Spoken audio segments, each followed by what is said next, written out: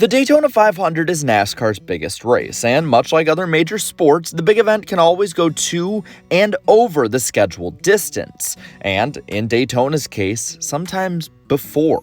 So today, we're going to look back at every Daytona 500 that wasn't 500 miles. Starting out, we're going to dive into the most common reason in motorsports why the race never goes to a scheduled distance, and that is the rainout race. Surprisingly, this has only happened 4 times at the Florida racetrack, starting in 1965 for the 7th running of the Great American Race. Much of this race was dominated by Marvin Panch to start out. His number 21 Wood Brothers Ford sat atop the board for 80 of the opening 118 laps. But in what turned out to be the closing laps, he'd be passed by eventual winner Fred Lorenzen. Coming off turn 2 for the final green lap, Panch tried to pass the 28, only to make contact and spin himself out. With damage on his car, Lorenzen's crew chief kept him on the track, counting on weather to end the event early, which of course it did. The next instance of a rainout, though, came the next year in 1966. In this race, we saw the longest running rainout in the Daytona 500's history. This one wasn't as enthralling, as it saw Richard Petty run out to over a 1-lap lead over second place Cale Yarborough, and with the combo of rain, the huge lead, and no point in running the final laps, the race was called on lap 198 of 200.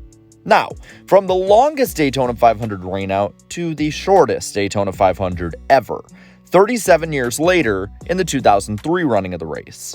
This race saw Dale Jr. as the favorite going in, but he had plenty of troubles, and the race was swung wide open after the fact, with his teammate Michael Waltrip ending up beating future NASCAR champions like Kurt Busch and Jimmy Johnson.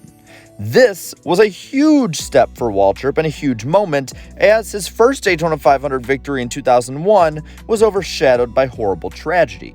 He did this in a race that only went 109 of the scheduled 200 laps, or about 273 miles. And then, the so far final rainout in Daytona 500 history came in 2009.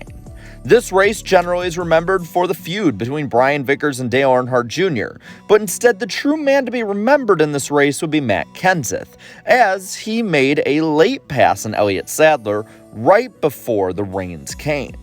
This would be the first of both 2 2009 wins and Daytona 500 victories for Kenseth, and after only 152 of 200 laps, the race was called and over. Now, while rainouts shortened the Daytona 500, NASCAR rules and circumstances have now extended them as well. In 2004, NASCAR made a rules change that would give a single chance to extend the race in what they called a green-white checker finish in an attempt to finish the race under green. And the first Daytona 500 that this rule was used in became an instant classic, with the 2005 Daytona 500 being the final win in this race for Jeff Gordon. Doing this over 2004 champion Kurt Busch and defending Daytona 500 champion Dale Earnhardt Jr. At 203 laps, it was the longest edition of the race to that point for obvious reasons, a feat that would only be matched the next year in 2006. The 2006 running of the race was a very gloomy-looking one, as the cloud floor had completely fell over the track, causing a decent race to be a huge fog bowl.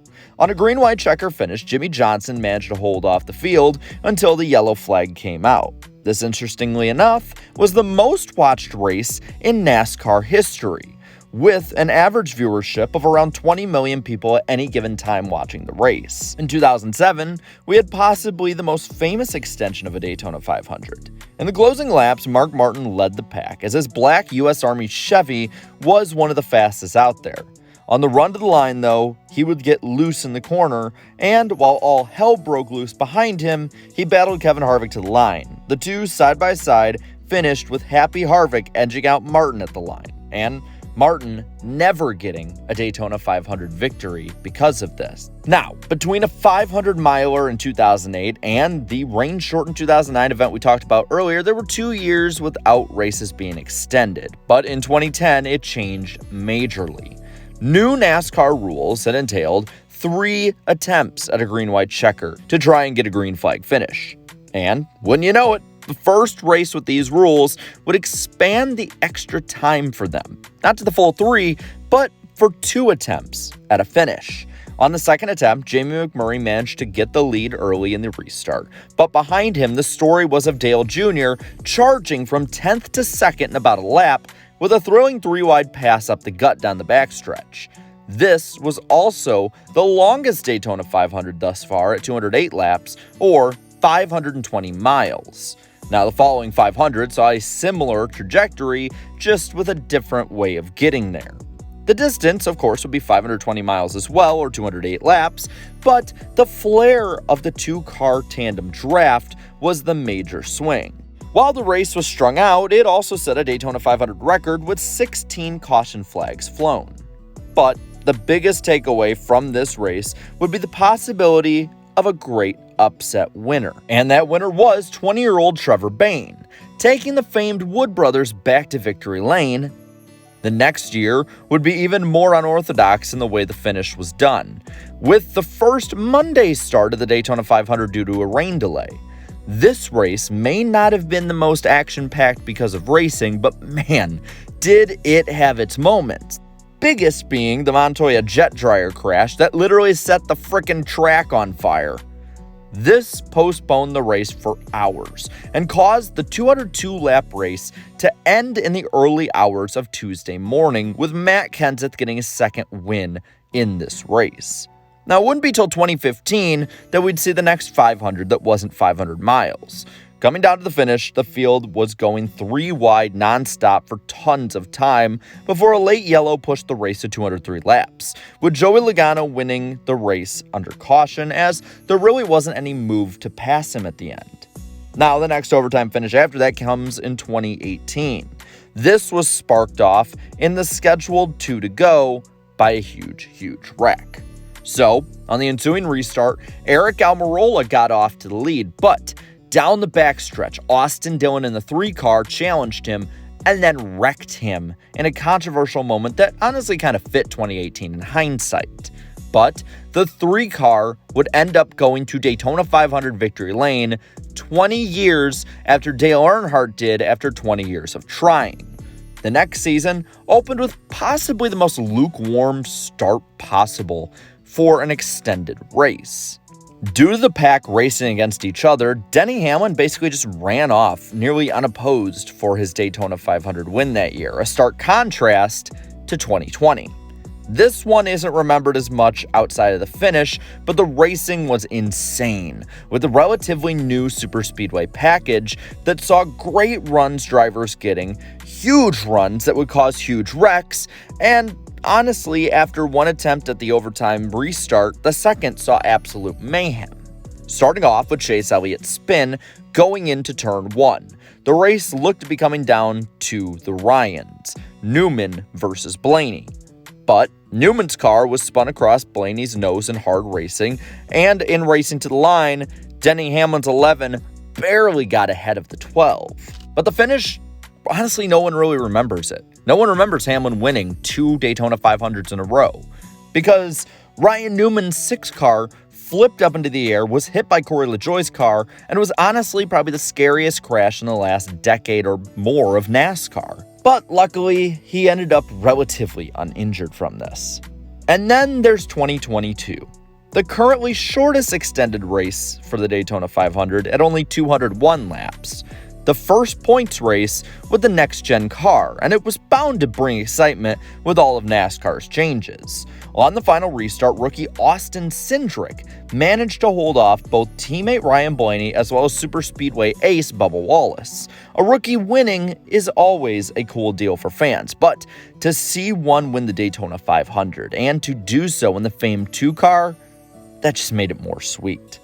Now, those are the most normal racing reasons why the Daytona 500 was not 500 miles, but there is one other that is completely unorthodox compared to any other race that's been run, and that's the 1974 Daytona 500.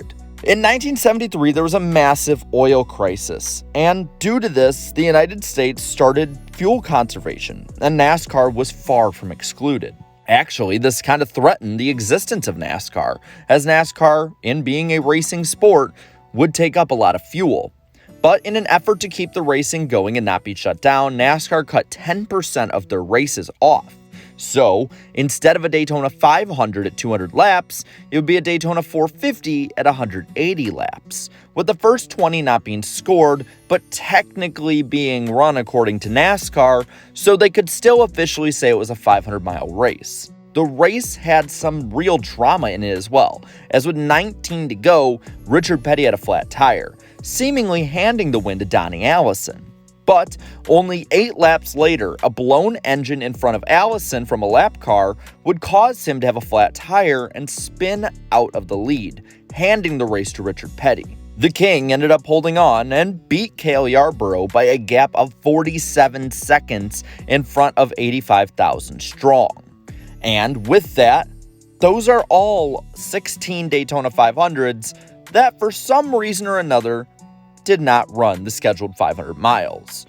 Now with this, I want to pass the topic on to you and ask what of these is your favorite Daytona 500? Let me know down in the comments below. While you're at it, leave a like on this video, share this video, and subscribe to my channel for more great NASCAR content. Thank you so much to all my channel members for your continued support. And until next time, have a good one.